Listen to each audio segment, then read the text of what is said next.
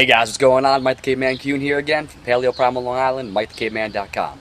And today's question comes again from my good friend Dino and has to do with how do you get rid of that stubborn belly fat. Now, that belly fat, a lot of times it lasts 5, 10, 15 pounds. That's the one everybody always wants to talk about, you know? And we already talked about the whole calorie situation, how calories in, calories out isn't really the most important thing to focus on. And in fact, in this case, especially if it's that last 5, 10, 15, under-eating is actually the problem. What? Yes, you heard me right. If you're having problems with those last couple pounds, the fact of the matter is you are probably not eating enough calories. Crazy, I know. The reason being, when you under-eat for too long, when you don't consume enough calories, what happens? Well, we talked about caloric restriction as being a hormetic stressor, right? Little bit over time. If you're only reducing your calories by a little bit and over a long time, no problem. If you drop it too drastically, too much, for too long, what happens? You start to set off a stress response. And what do you get? Well, your thyroid, which helps control your metabolism, gets downregulated.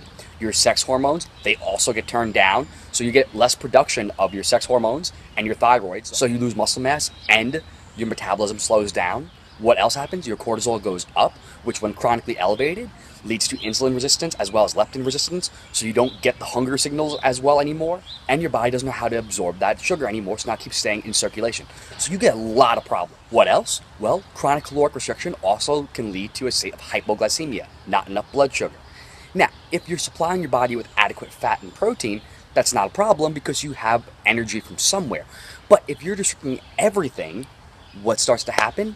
Well, your blood sugar drops and you start to lose self-control. You start to lose cognitive functioning.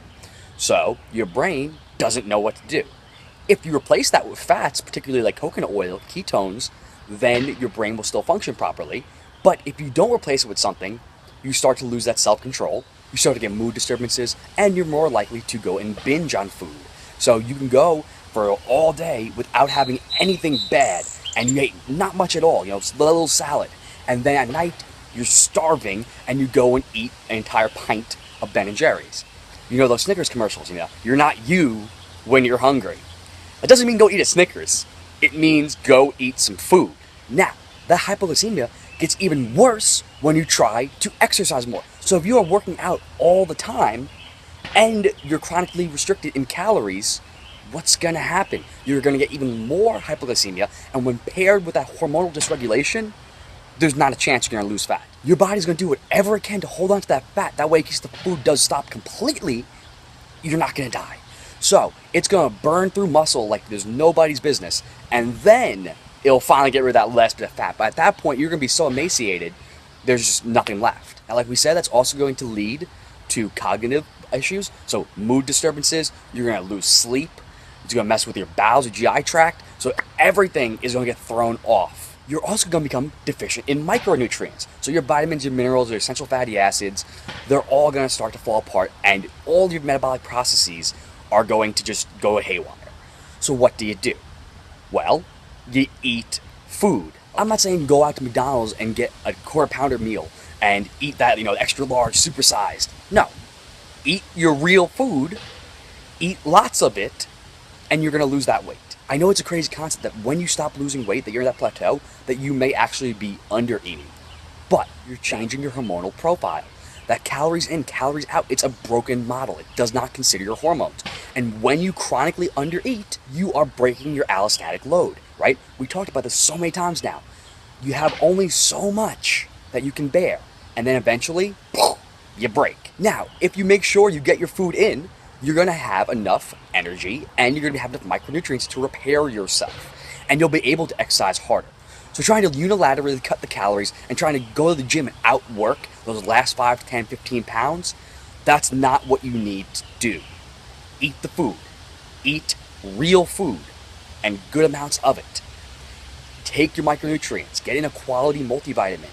And you're going to see the benefits you want. Now, I know I've talked about fasting and intermittent fasting. Now that can be a good thing because of the level of stress. It is a hormetic stressor. It is low dose, small amount of fasting, short window for a short time, and then you go and you eat again. You're not doing this chronically where you're at 1,200 calories a day for the rest of your life. That is a problem. That is why diets fail. Don't restrict your calories. Don't overwork yourself. Eat real food. Get it? Awesome. Hopefully you guys like this video. You know what to do. Like and subscribe down below. Share it with your friends. If you have more questions yourself, make sure to get a hold of me either on here in the comments or over on Instagram and Twitter at Mike the Caveman. You can follow me on Facebook over at Paleo Primal Island, and of course over on MikeTheCaveman.com. That being said, have a wonderful day. Enjoy the sun. Get your sleep in, and go eat something. But make sure it's real. I'll see you tomorrow, guys.